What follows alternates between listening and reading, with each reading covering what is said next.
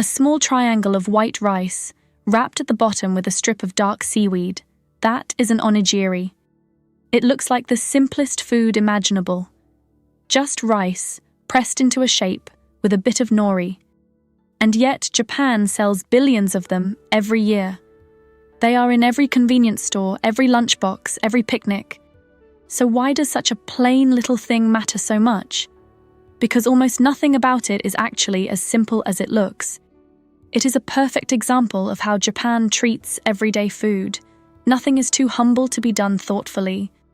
By the end of this video, you will see the quiet, elegant design hidden inside that triangle, and you will know why onigiri is absolutely not sushi.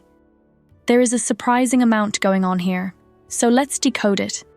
Let's clear up the biggest myth first. Because of the rice and the seaweed, people often assume onigiri is a kind of sushi. It is not, and the difference is the rice itself. Sushi is made with rice seasoned with vinegar, sugar, and salt. That sourness is the whole signature of sushi. Onigiri uses plain, freshly cooked rice, seasoned only with a little salt, no vinegar at all. That is the entire test. If the rice is sour, it is sushi. If it is just salted, it is onigiri. That single difference changes everything. Sushi is a delicate restaurant dish, built around that vinegared rice.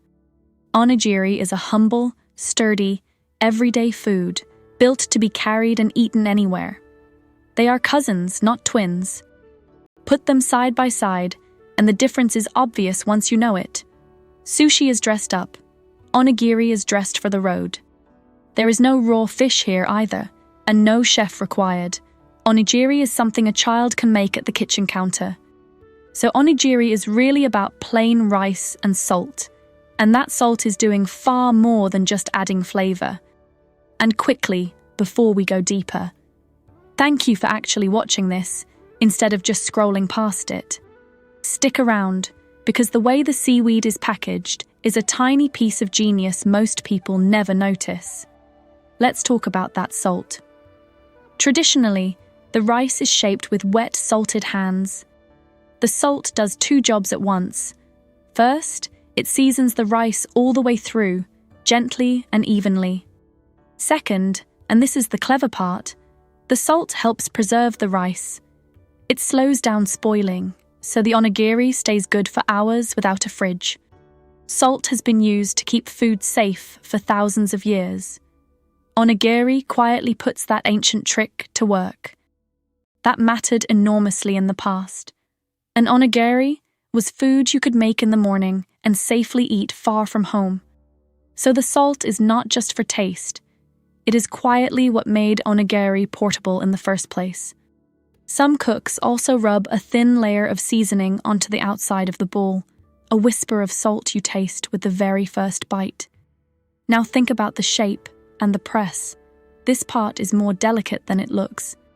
The rice is pressed just enough to hold together, but no more. The goal is firm on the outside, still soft and fluffy inside.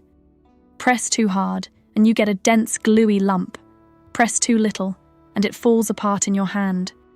A good onigiri walks that exact line. It holds its shape on the journey, then almost melts apart when you bite in. This is harder than it sounds.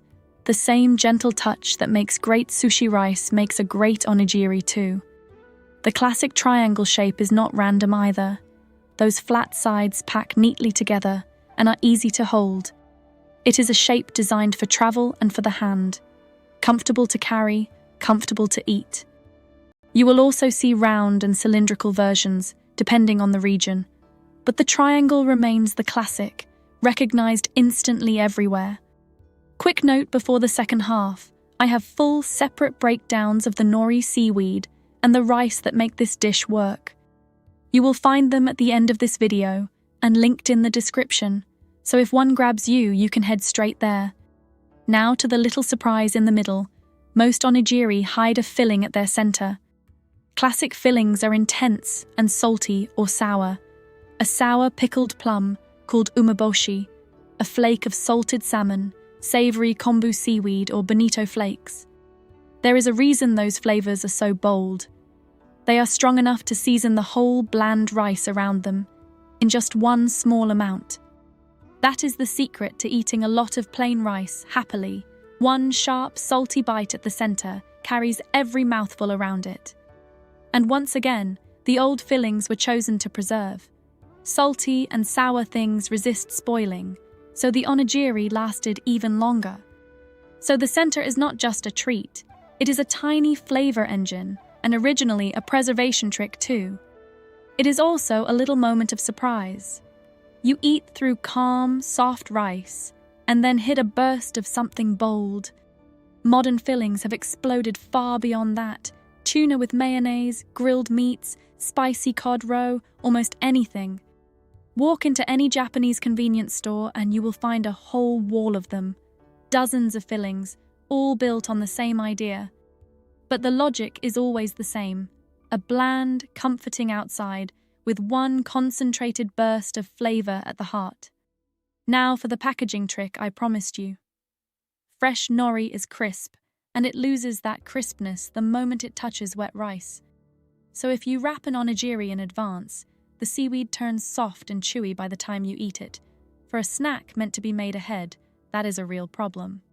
Japan's convenience stores solved this with brilliant little packaging.